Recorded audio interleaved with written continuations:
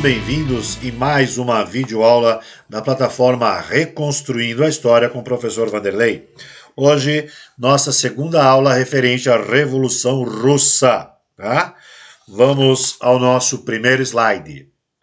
O governo provisório. Com a queda do Império Russo, o poder passou às mãos de um governo provisório, liderado por políticos moderados, como Alexander Kerensky, que concedeu liberdade de imprensa, reunião e associação, mas, contrariando a vontade popular, manteve a Rússia na guerra. Nesse contexto turbulento, Lenin retornou à Rússia em abril de 1917, favorecido pela anistia política, e propôs suas teses de abril, nas quais, entre outras coisas, defendia a paz imediata sem anexação e indenizações, a reforma agrária com a distribuição de terras aos camponeses e a nacionalização dos bancos. Nos meses seguintes, o processo revolucionário se acelerou. Operários, camponeses e soldados saíram às ruas em manifestações ruidosas que, apesar de reprimidas, avolumaram-se dia a dia, e em 24 de outubro de 1917, esse processo culminou com o início de uma operação armada visando a derrubada do governo provisório. Naquele dia, soldados, marinheiros e operários, sob a liderança de Lenin e de Leon Trotsky, comandante da Guarda Vermelha, ocuparam as pontes sobre o rio Neva, as estações ferroviárias, os prédios públicos da cidade de São Petersburgo e iniciaram o assalto ao Palácio de Inverno, a sede do governo. Alegando que ia buscar reforços para resistir, Kerensky fugiu. Tiros de canhão disparados de um cruzador ancorado no rio Neva deram início à operação militar que marcou o início da Revolução Russa.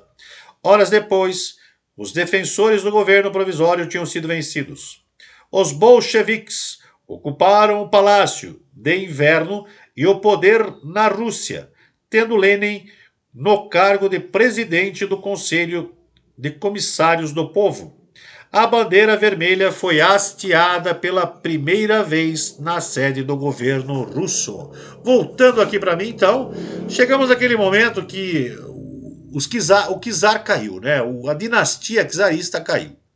E aí se estabelece um governo provisório que tenta estabelecer um processo de migração, né, para um liberalismo, um capitalismo, né, daquele período, tá? A ideia basicamente era essa, né? O Alexander Kerensky estava mais ou menos direcionando a política para esse contexto, mas beneficiado pela anistia, Lenin volta à Rússia com as ideias marxistas, tá? A ideia do socialismo científico. E ele volta de uma maneira radical. Falou: é o seguinte, né, o problema de Kerensky foi que ele não tirou a Rússia da guerra. Tá? A guerra estava acabando com o país, com a nação russa, né, financeiramente, economicamente. E aí serviu, né, como, vamos dizer assim, um alimento para poder fazer com que a população se identificasse com suas ideias. Então ele dizia que não, vamos paz imediata, a gente não vai indexar nada, mas também não vamos pagar nada para ninguém, tá? Reforma agrária, vamos pegar as terras de todo mundo aí, dos caras aí, os bambambãs que tem um monte de terra aí, e vamos dividir com todos os camponeses. Nem o camponês vai ficar sem terra, né? E, por fim, vamos acabar com esses banqueiros, né? O banco agora é estatal. Quem manda no banco é o Estado. Nada de banqueiro aí, cobrando aí juros exorbitantes, de emprego, o banco é estatal. Então essas ideias, né, elas proliferaram no meio da população, que já estava sobrecarregada com toda aquela bagagem de miséria que vinha do período czarista, e aí eles se agregaram à Revolução Socialista pregada por Lenin. Tá? E aí, em 24 de outubro de 1917, foi o dia culminante, aonde Lenin, junto com Leon Trotsky, né, eles vão estabelecer essa revolução e o processo para a política socialista, né, socialista comunista da Rússia a partir de 1917. Tá? Lenin e Trotsky, né? Infelizmente, para eles, nenhum deles vai seguir adiante. Logo, logo, né, eles deixam de existir por diversos motivos. A gente já vai comentar a respeito disso. Né? Lenin por uma doença que ninguém sabe até hoje que foi. E Trotsky porque na disputa de poder com Stalin ele sai perdendo e já era. Não vai ter chance. Mas tudo bem, vamos continuar nossa história. Vamos para o próximo slide. O governo de Lenin. Ao assumir o poder, Lenin retirou a Rússia da guerra, confiscou terra dos nobres e do clero e distribuiu-as entre os camponeses, além de estatizar indústrias, bancos e estradas de ferro. Além disso, separou a igreja do Estado, adotou o calendário gregoriano e permitiu que os pobres frequentassem teatros, cinemas e livrarias, antes restritos aos ricos. Essas medidas dividiram a sociedade russa, que acabou provocando uma sangrenta guerra civil. Voltando aqui para mim, depois a gente volta para o slide. Lenin fez a mudança socialista científica. Né? Então ele fez a repartição da terra, né? Tirou terra dos nobres da igreja e fez a repartição com os camponeses. Tá? E eliminou algumas condutas morais que eram colocadas desde o período dos czaristas. Tá? Se você não tem um padrão de vida considerável, você não pode entrar num teatro, numa biblioteca, numa livraria. Então Lenin também acabou com isso. A igualdade para todo mundo, não tem mais desigualdade social. Então o cara entra qualquer... Logicamente não está errado isso, ninguém está falando que está errado. Tá? E ele estabeleceu isso, só que a sociedade, né, vamos dizer assim, a alta sociedade não estava preparada para essa mudança, para essa ruptura, essa mudança brusca, tá? E isso realmente provocou uma guerra civil. Essa alta nobreza, essa alta sociedade, né, foi atrás de nações estrangeiras, né, para poder montar um exército para poder combater essa nova política social, né, política social socialista comunista de Lenin. Tá? Vamos voltar para o slide. Os vermelhos contra os brancos. A Guerra Civil Russa durou de 1818 a Guerra Civil Russa durou de 1918 a 1921. De um lado estavam os monarquistas, liberais e mencheviques, defendidos pelo Exército Branco e apoiados por potências estrangeiras. Do outro lado, os bolcheviques e o seu Exército Vermelho, comandados por Leon Trotsky. E durante o conflito, o governo leninista adotou o comunismo de guerra, política que envolvia o controle estatal da indústria e do comércio, o confisco de excedentes agrícolas aos camponeses e o racionamento do consumo. Então, voltando aqui para mim, houve esse conflito, foi conhecido da guerra dos vermelhos contra os brancos, vermelhos socialistas comunistas, os brancos os monarquistas liberais, mencheviques, né, e apoiadores estrangeiros. Nesse processo, para poder conseguir chegar à vitória, o Lenin estabelece aí um comunismo de guerra, né? Ele começa a estabelecer o controle total de tudo. Né? Então ele tem o controle das indústrias, controle do comércio, ele tem o confisco de tudo que sobra na agricultura, né? E estabelece um racionamento de consumo. Você só vai consumir aquilo que eu vou permitir. Né? Não vai demorar muito, não. Vai. Então, essa era a ideia. Tá bom? Esse é o processo estabelecido naquela época. Tá bom? Vamos para o próximo slide. Os bolcheviques venceram a guerra e, organizados em torno do Partido Comunista, firmaram-se no poder. A economia russa, porém, estava à beira do colapso.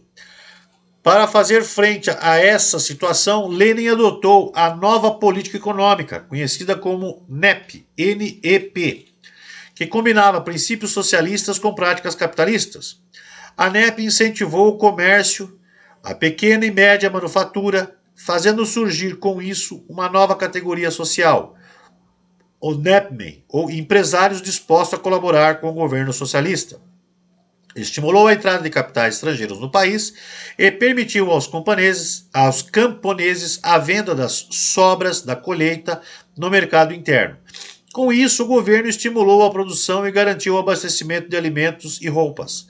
A NEP, ou Nova Política Econômica, conseguiu que a agricultura russa se recuperasse, mas a indústria e o comércio continuaram em uma situação difícil. A abertura econômica resultante da ANEP não foi acompanhada de democratização política. O Partido Comunista, liderado por um pequeno grupo dirigente, o Politburo, ou Biro Político, passou a ter total controle da vida política, suprimiu a liberdade de expressão e submeteu os sindicatos aos sovietes, e os sovietes às suas ordens. Em dezembro de 1922 foi criada a União das Repúblicas Socialistas Soviéticas. Voltando aqui para mim, então, Lenin percebeu que a estrutura econômica não suportaria e estabeleceu um processo mesclando a política socialista com política capitalista, para poder tentar desenvolver essa situação dentro da Rússia. Tá?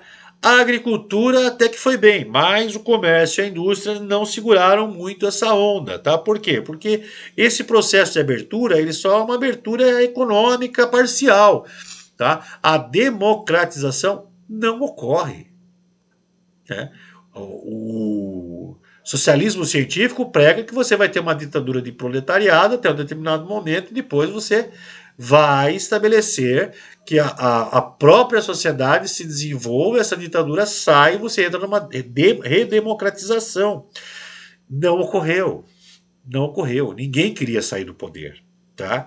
E aí, em 1922, cria-se a Rússia. A Rússia expandiu o seu território em vários países, né, da Ásia e do leste europeu e se transformou numa superpotência. Aí, para poder estabelecer esse processo, tá, vou colocar o slide aqui do mapa da União Soviética para vocês aí. Olhem aí. O autoritarismo do Partido Comunista, o único permitido na União Soviética, acentuou-se ainda mais em 1922 com a ascensão de Joseph Stalin ao cargo de secretário-geral do partido, o mais alto posto da hierarquia do poder na União Soviética. Olhando no mapa aí, então, vocês identificam onde está a Rússia e os outros países agregados a essa União das Repúblicas Socialistas Soviéticas, tá? Obviamente que naquele momento ninguém entendia como que era, porque era um grupo de países fechados, né, para os outros países fora do sistema socialista, ou seja, estabeleceu-se uma cortina de ferro, né? Ninguém via o que acontecia lá dentro. E aí fazia-se uma propaganda que estava ocorrendo uma grande evolução interna devido aos padrões socialistas impostos na sociedade. Tá? Havia na realidade que a Rússia estava explorando esses países que foram agregados aí ao bloco, né, da União das Repúblicas Socialistas Soviéticas. Voltando aqui para mim, então essa que era a ideia. Tá? O socialismo científico ele foi só uma maneira de fazer uma propaganda para uma revolução. A partir dessa revolução, pronto, quem está no poder, ninguém vai tirar o cara daqui nunca mais. Essa foi a ação contundente de quem entrou no poder. Né? Lenin só saiu do poder porque morreu. Né? Trotsky só saiu do poder porque na concorrência com Stalin, deu área, porque senão ele ia ser assassinado ali mesmo. Tá bom? Então isso ocorre dessa forma. Vamos para o próximo slide. Disputa entre Trotsky e Stalin. Né? Com a morte de Lenin, né?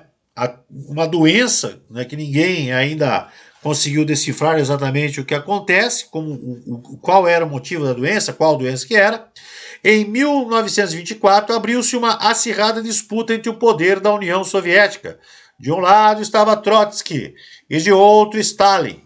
Trotsky criticava o regime dizendo que a ditadura do proletariado evoluíra para uma ditadura sobre o proletariado, enquanto Stalin usava sua condição de secretário-geral para substituir seus opositores por homens de sua inteira confiança.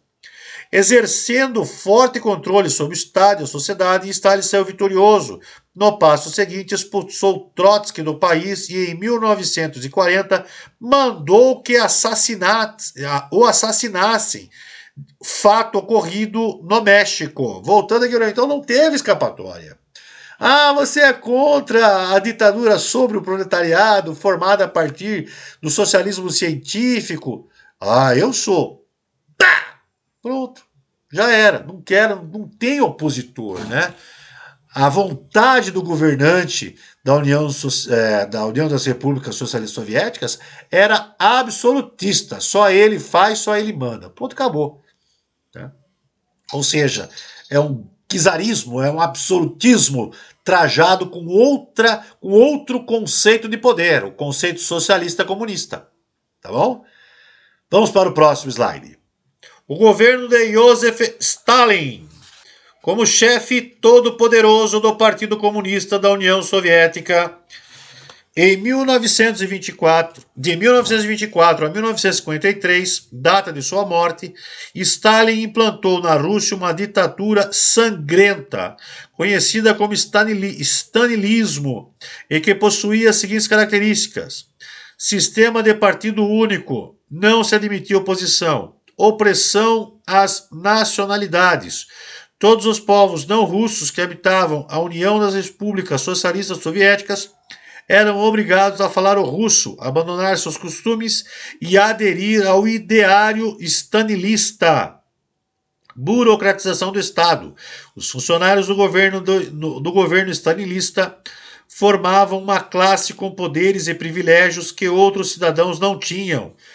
Promoção de julgamentos forjados. Os adversários políticos eram torturados e forçados a se confessar traidores da pátria, e a seguir eram executados ou mandados para campos de trabalho forçados, os gulags, como os existentes na Sibéria.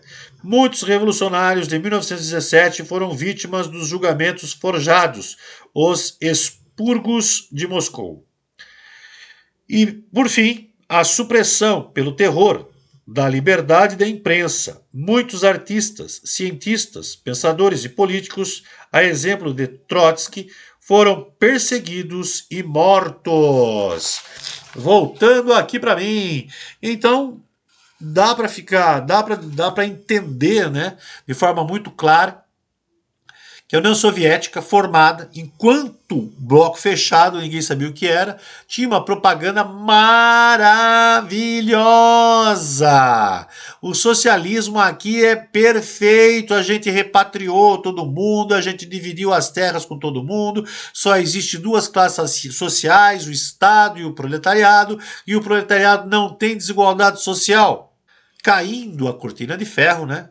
Logo depois do acidente de Chernobyl, percebeu-se que realmente o governo de Stalin era um governo ditatorial e um governo sangrento. Sabe? São milhões assassinados. Não são milhares, são milhões, né, assassinados ou mortos devido ao processo político-social implementado pelos stalinistas. Tá? Então, essa que é a ideia. Então, não foi nada bonito, não foi nada glorioso, né? Foi uma situação onde o poder era concentrado num grupo de pessoas e o povo era explorado e massacrado. Ok? Vamos para o próximo slide. No campo econômico, o governo stalinista aboliu a NEP e adotou os planos quinquenais, que previam um planejamento rigoroso, cujo objetivo era modernizar e fortalecer a indústria e a agricultura, de modo a equipar a economia da União das Repúblicas Socialistas Soviéticas e das potências ocidentais. O Estado stalinista investiu prioritariamente nas indústrias metalúrgicas, siderúrgicas, químicas, elétricas e máquinas pesadas, conhecidas também como indústrias de base.